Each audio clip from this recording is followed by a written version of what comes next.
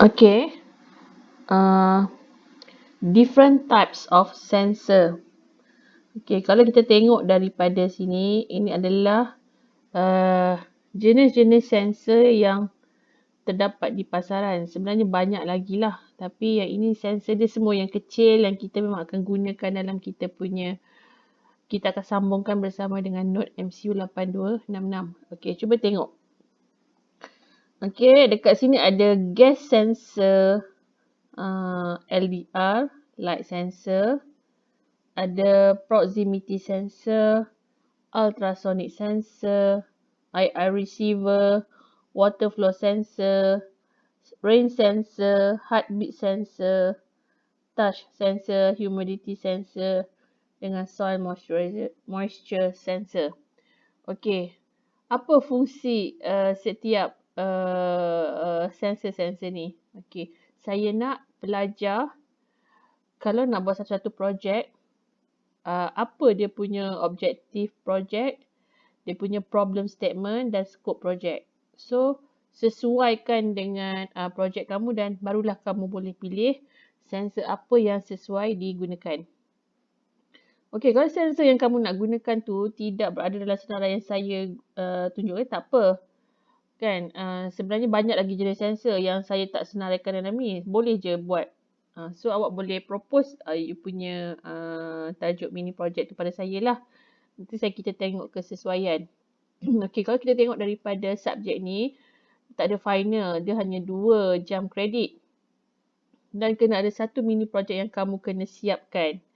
So, mini project tu saya nak macam kita buat projek satu kan.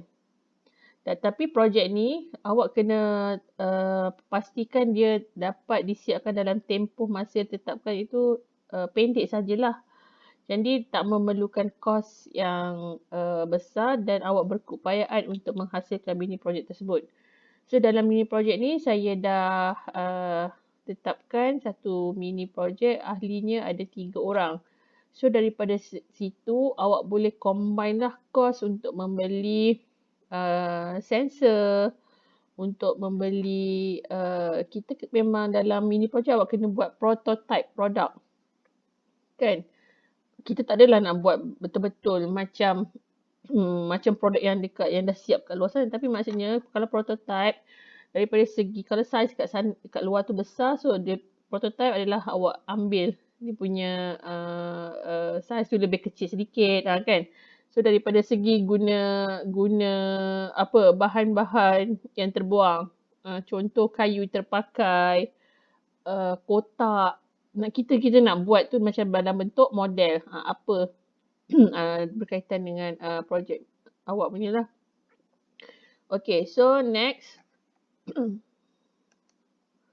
Describe the important sensor in IoT application. The use of sensor is allowed to create information from an action, a generic terms intended to capture the concept of sensing system comprising sensor, microcontroller, modem chip, power source and other related devices. Okay. Different sensor capture different types of information. Dan tadi saya cakap tadi lah. Accelerometer measure line acceleration, detecting whether an object is moving and in which direction, while gyroscopes measure compact motion in multiple dimension by tracking an object position and rotation. Okay. Tadi ada satu sensor tu yang digunakan untuk kita detect yang ni lah. Apakah projek yang sesuai yang kita boleh gunakan untuk kita tracking the object, position and rotation. Dia sense sesuatu, dia boleh mungkin robot tu boleh bertukar arah kan, rotate, boleh berpusing sebab dia punya sense tu dia detect direction. So by combining multiple sensors each serving different purpose, it is possible to build compact volume loops that exploit many different types of information. So dekat sini ada sensor active and VS sensor passive. Okay. emit energy on their own, the active sensor, the sense of response of the environment to that energy. So, active sensor ni dia memang sensitif. Maksudnya dia senang untuk mengesan dan memberikan maklum balas lah dengan cepat lah. Kalau daripada segi passive sensor, receive energy in whatever that is produced external to the sensing devices. Okay, active sensor can be used in a wider range of environment condition. Maksudnya dia boleh sense pada jarak yang lebih luas. Manakala passive sensor dia kata require less energy. Maksudnya dia kurang lah. Dia kurang powerful lah nak compare dengan active sensor. So daripada segi example dia, radio detection and ringing radar ataupun radio detection and ringing. Nama pendeknya adalah radar. Emits an electromagnetic signal then bounce off a physical object and it sensed by the radar system. Ini kalau yang untuk dia sense yang sangat jauh lah. Okay. Dalam projek IoT ni, dia juga ada kelemahan dia. Apa kelemahan utama dia? Bila kita jauh daripada device tu, jauh daripada modem. Kan? Device tu jauh daripada modem. Dia tak boleh, sebab dia ada dia punya certain frequency range yang dia boleh detect. Kan? Sama macam kita punya phone. Bila kita out of range daripada kita punya base station, kita punya network akan berada pada status poor kan. Ataupun bila kita punya coverage dekat dengan base station, kita punya signal punya notification dia akan berada pada excellent bar. Maksudnya full bar lah. Sama juga dengan IoT. Tetapi yang bestnya IoT ni sebab dia menggunakan Wi-Fi dan kita boleh monitoring sesuatu benda tu pada jarak yang jauh dan can get the data dengan cepat. Maksudnya manusia tidak perlu lagi berada dekat lokasi untuk tengok, untuk bila kita nak pergi satu lokasi kita memerlukan kos. Kan? So kita hanya boleh tengok data tersebut melalui website daripada desktop PC kita ataupun melalui smartphone. Macam itulah. Okay. Okay, illustrate list of the sensor types of example. Type of sensor position.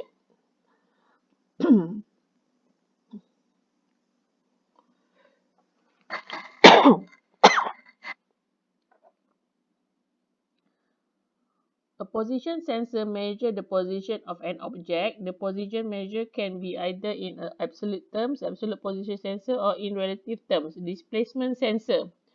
Okay, position sensor can be linear, angular, or multi-axis. Example, potentiometer, inclinometer, and proximity sensor. Okay, dalam sensor ni, kalau kita tengok satu robot lah, yang mini robot. Robot ni dia akan dia punya, kalau kita programkan dia akan bergerak forward, reverse dan mungkin dia boleh bergerak secara 360. Okay, tapi kalau misalnya dia jumpa mana-mana ada halangan, dia akan jadi apa? Dia akan stop ke? Kan dia boleh sense benda tu. Maksudnya dia takkan meneruskan pergerakan tersebut kan. Maksudnya dia boleh sense. Okay, position sensor dia akan berada pada ni lah linear, angular dan multi-axis. So dia boleh rotate in 360.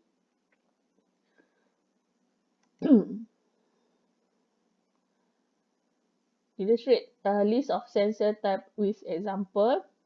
Types of sensor, force and pressure sensor.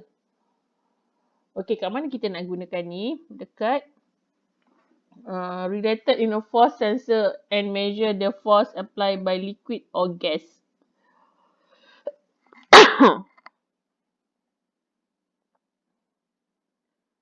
Okay, kalau misalnya sensor ni kebanyakan telah digunakan di rumah-rumah apartmen kan yang tinggi. Dapat sekiranya berlaku kebocoran gas, maksudnya dia sensor tu akan berfungsi di mana dia menghantar notification kepada security yang menjaga bangunan tersebut untuk bertindak lah. Apa maksudnya, kena beware, berjaga-jaga ataupun terus bertindak keluar daripada bangunan ke apa. Maksudnya dia boleh monitoring awal lah. Itu adalah tujuannya tadi sensor digunakan kan. Okay. Pressure is measured in terms of force per unit area. Example, force gauge, wixometer, tactical sensor, touch sensor, barometer, boundary gauge, and piezometer. Maksudnya, tadi dia punya sense tu, dia notify pada dekat rumah yang orang yang manage tentang bangunan tu lah. Dia akan maklumkan melalui website ataupun phone. Kalau dia dah install certain apps yang berkaitan, so dia boleh dapat daripada situ lah directly. Okay, kemudian types of sensor, temperature and humidity. Temperature sensor measure the amounts of heat or cool that is present in a system. Kalau tengok dia punya jenis sensor pun temperature and humidity kan. Dia akan tengok suhu kan. There can be broadly of two types, contact and non-contact.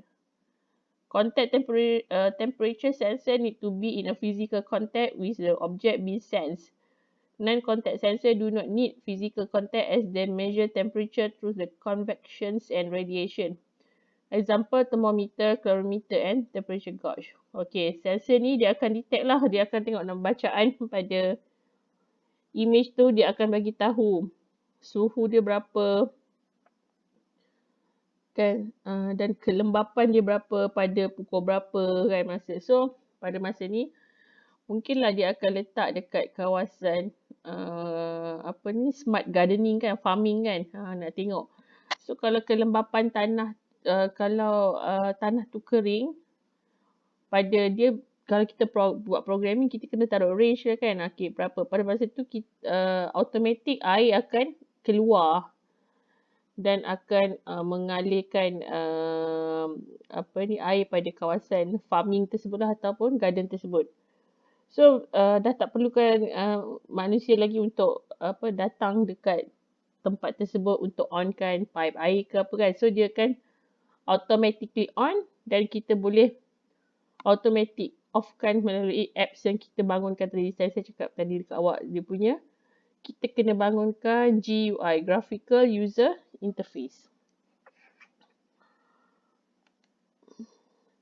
Okay, illustrate list of sensor type with example. Ni yang jenis yang lain, iaitu biosensor. Is a analytical devices used to detection of a chemical substance that combines a biological component with a physicochemical detector, soil moisture sensor. Okay. In future, mungkin akan datang kita dah tak perlukan lagi wired yang dipasang pada badan manusia untuk memastikan tahap kesihatan atau penyakit pada badan manusia kan. Hanya letakkan satu sensor dan tak ada lagi dah wire-wire tu. So dia dah boleh monitoring by satu device dan dia boleh keluarkan data daripada segi heartbeat ke ataupun jenis darah manusia ke. Dari nama sensor tersebut adalah biosensor. Okay, sensor seterusnya adalah velocity and acceleration. Dia adalah berkaitan dengan velocity adalah speed of motion. Sensor may be linear or angular, indicating how fast an object moves along a straight line or how fast it rotates. Acceleration sensor measure changes in velocity. Example, accelerometer and gyroscope. Okay, ni adalah untuk speed motion lah kan. So yang macam dalam kenderaan sekarang, kita kan ada banyak sensor untuk sense jarak kan, reverse, ketika kita reverse kan kenderaan kita, dia akan sense kita dah dekat tak dengan objek tersebut.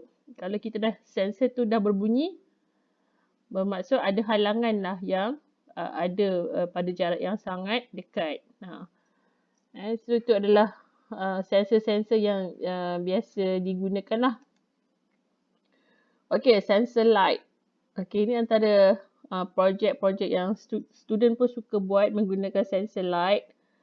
Ataupun light sensor detect the presence of light, visible or invisible. Example, infrared sensor, proton detector, flame detector. Okay.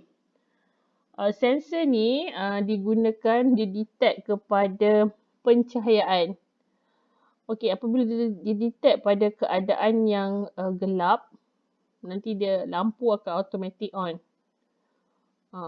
So, maksudnya manusia dah tak perlu lagi pergi dekat switch untuk onkan lampu tersebut lah. Ataupun kita boleh nak control lagi, kita boleh gunakan tadi saya cakap, pakai menggunakan apps, kita boleh on ataupun off sendiri.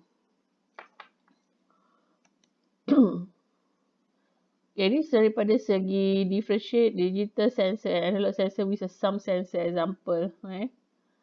Kalau digital sensor dengan analog sensor, sama je lah kalau baca dalam communication, macam mana bentuk keadaan digital wave dia dengan analog wave dia. Okay, ini adalah yang paparan pada keadaan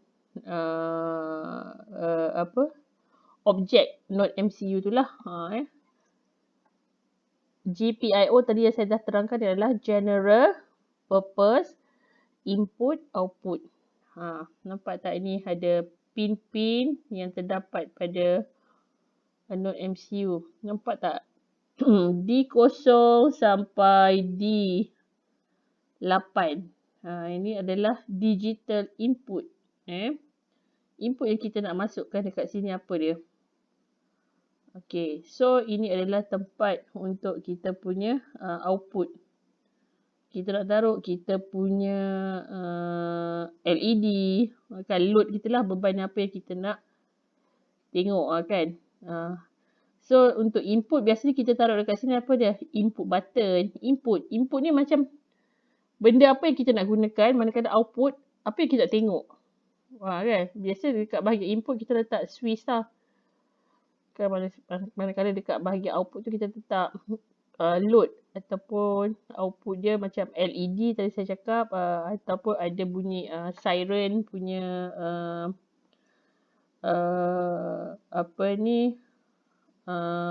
dia punya komponen. Okay, sensor kita nak letak dekat bahagian mana? Okay, sensor kita letak dekat bahagian input lah, dekat sini. Okay, sini output. Kan, sini adalah flash. Ni adalah reset button dan sini adalah kita punya USB port kita lah. Yang disambung kepada laptop kita ataupun power. Okay.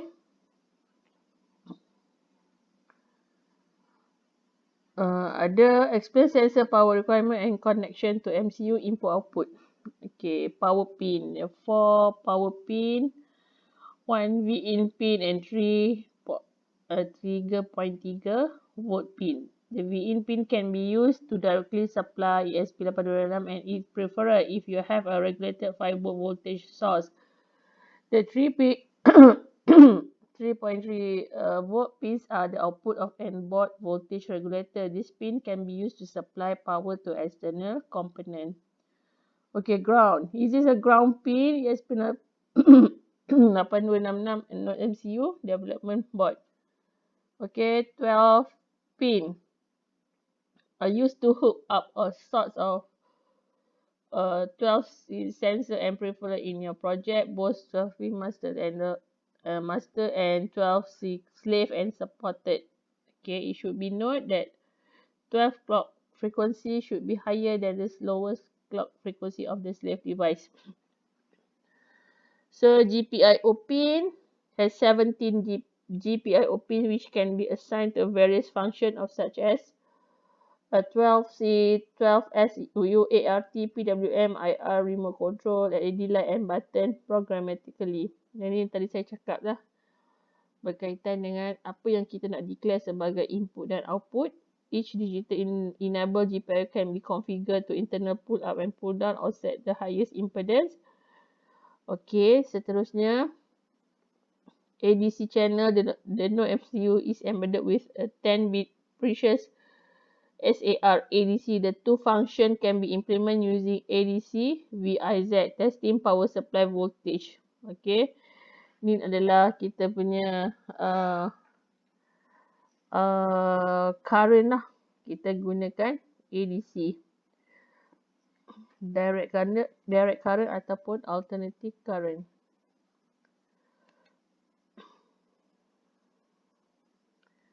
Okay, daripada segi pin UART has UART interface which provide asynchronous communication and communication up to 4.5 megabit per second.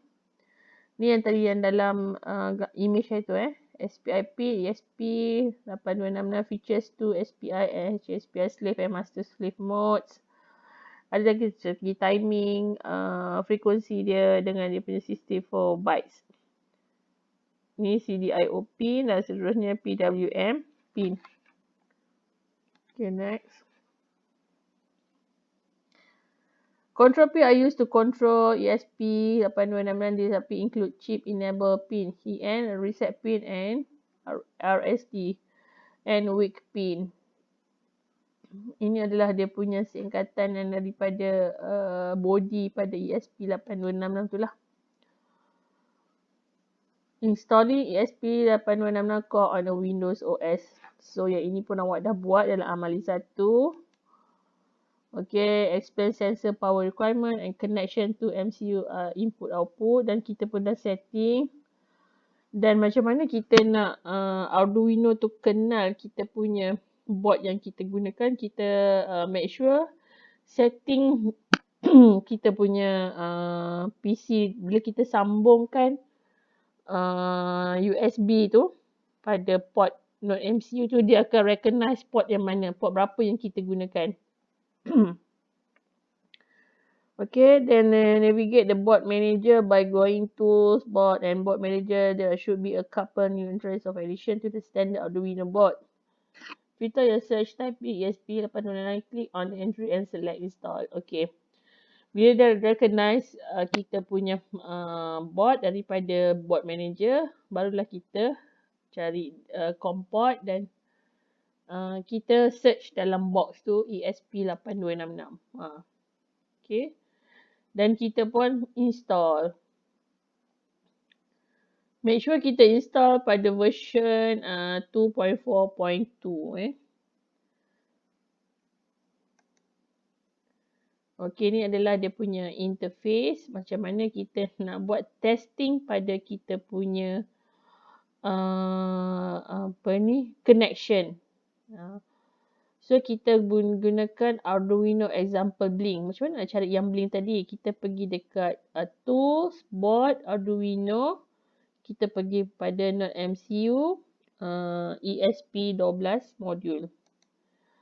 Okey, kemudian daripada sini kita pergi kepada tools, port dan COM8. Okey, depends lah pada awak punya sambungan tu dia detect sebagai COM berapa. Macam mana nak tengok COM berapa ni untuk rujukan yang lain? Kita kena tengok dekat device manager. Okey, explain sensor power requirement and connection to MCU input output. Warning, more attention need to be given to selecting board, choosing COM port and selecting upload speed. You may get ESP COM upload error while uploading new sketch if fail to do so. Once you are done, try the example sketch below. Okay, ini yang kita dah ambil tadi daripada blink yang dah sedia ada. Ini adalah blink example. Okay, kita just nak tengok kita punya device tu iaitu node MCU8266 berada pada keadaan yang baik lah. Bila dia berada pada keadaan yang baik, status dia adalah ada flash, blue flash yang blinking. tu je dah dia nak notify dekat user bahawa okay, connection okay, power okay dan node MCU tu dalam keadaan yang okay.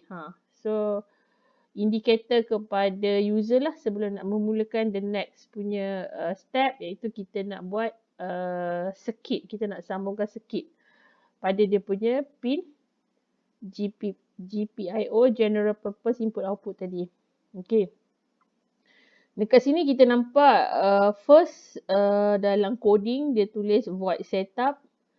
Pin mode declaration dia adalah dia menggunakan D0. D0 ni mana dapat? Dia reference pada tadi dia punya device not MCU tu lah. As a output. Okay, void loop. Digital write D0 high. High mean bermaksud dia berada pada keadaan 1 ataupun dia on. Okay, pada keadaan 1 dia on, delay dia adalah 500. Bermaksud kalau semakin nilai dia semakin tinggi, bermaksud delay tu akan semakin lambat. Kalau delay tu nilai tu semakin rendah, maksudnya dia semakin laju. Okay, manakala digital write di low means dia nak bagi tahu kita coding dia pada keadaan low dia adalah off.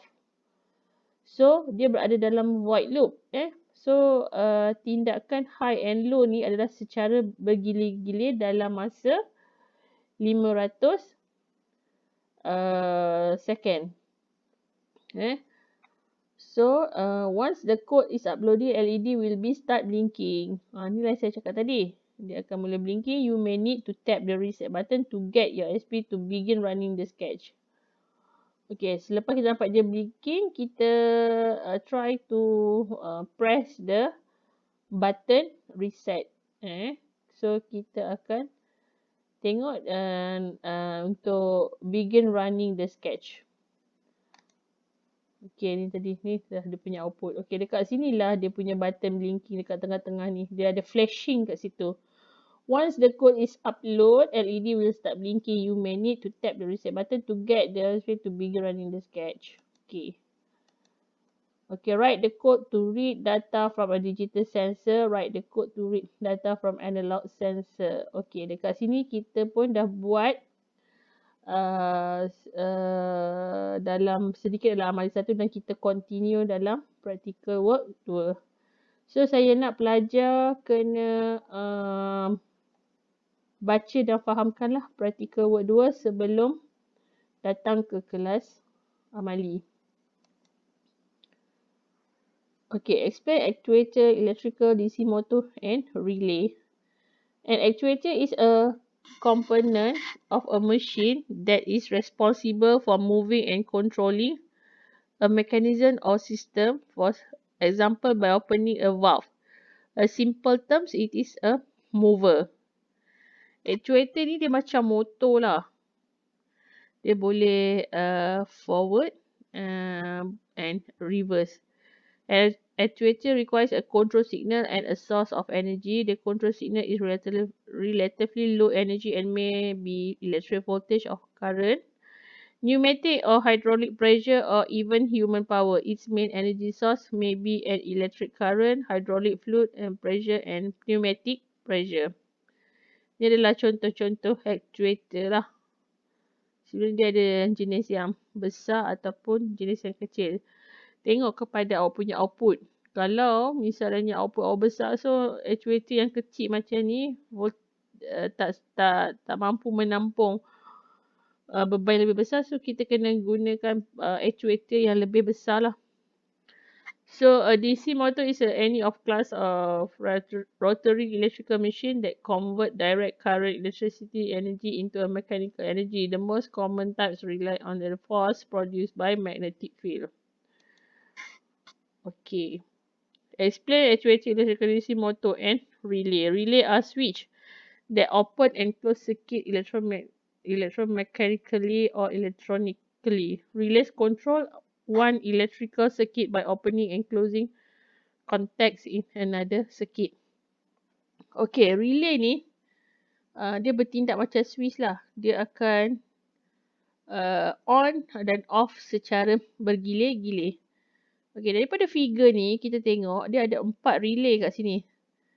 Dan maksudnya kalau kita punya projek tu banyak, kita boleh sambungkan kita punya output tu, kita nak boleh tengok, kita boleh sambung output dengan lebih banyak dan besar lah kita punya projek.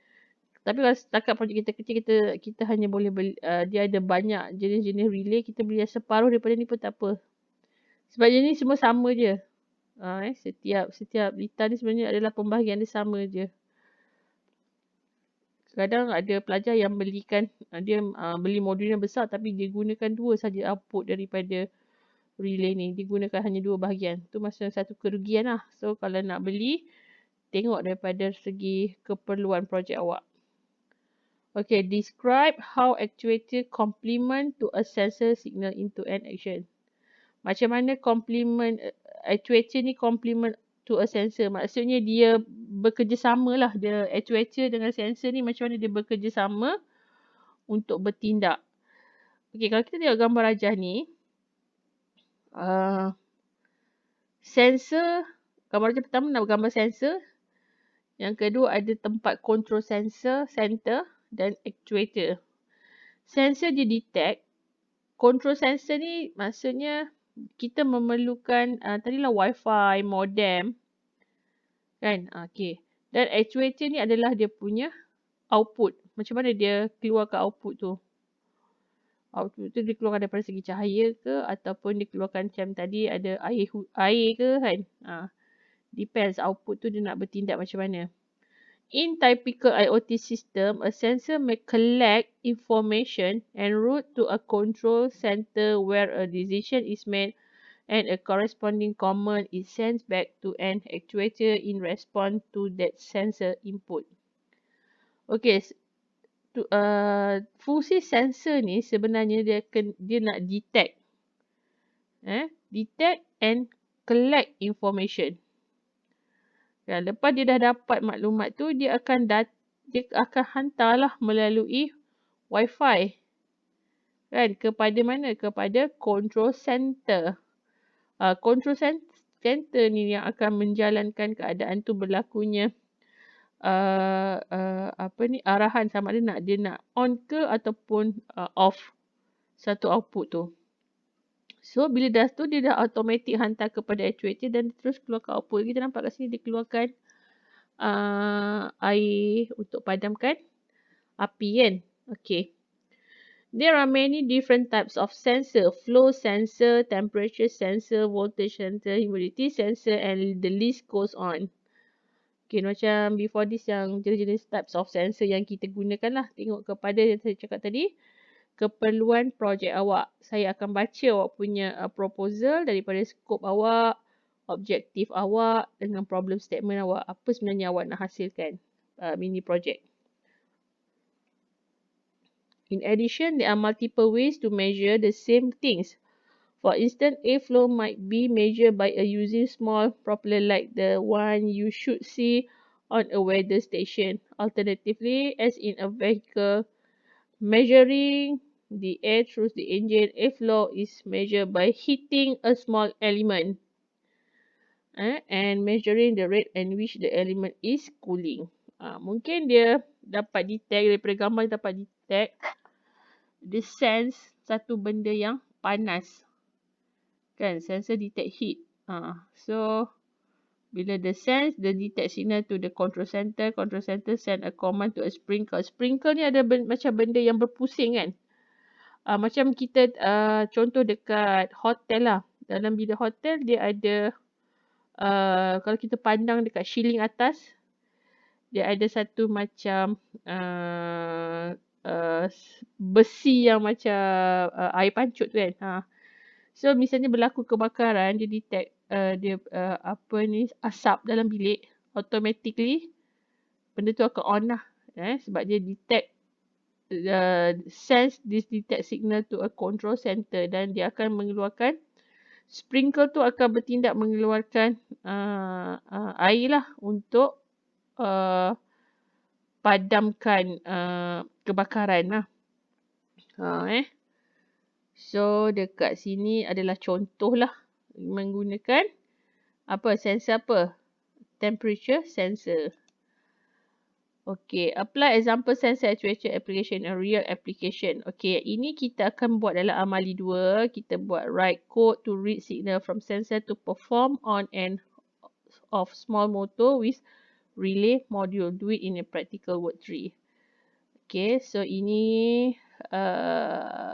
daripada chapter 2 ni kita akan buat 2 practical work yang berkaitan. Okay, terima kasih.